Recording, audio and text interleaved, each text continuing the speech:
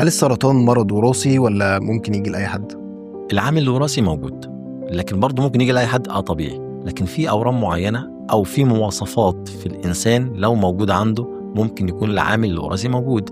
يعني أورام الثدي أو أورام المبيض والرحم دي فيها عامل وراثي، فيها عامل وراثي، بس احنا بنخوفش الناس ونقول لهم العامل الوراثي يعني ان كل واحد عنده او كل سيده عندها ورم ثدي يبقى لازم اولادها يجولها. لا طبعا، يعني بنعمل تحاليل معينه عشان نقدر نقول الورم اللي موجود دون يتوارث في الاجيال ولا غير متوارث.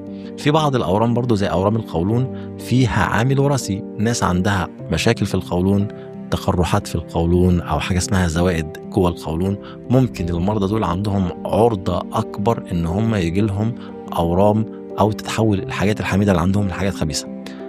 عشان برضه اطمنك واقول لك الاورام كلها وراثيه؟ لا، مش كلها وراثيه، وبالتالي اي مشكله عند الانسان لازم برضه يتوجه للطبيب المختص عشان هو اللي يطمنه ويطمن باقي العيله.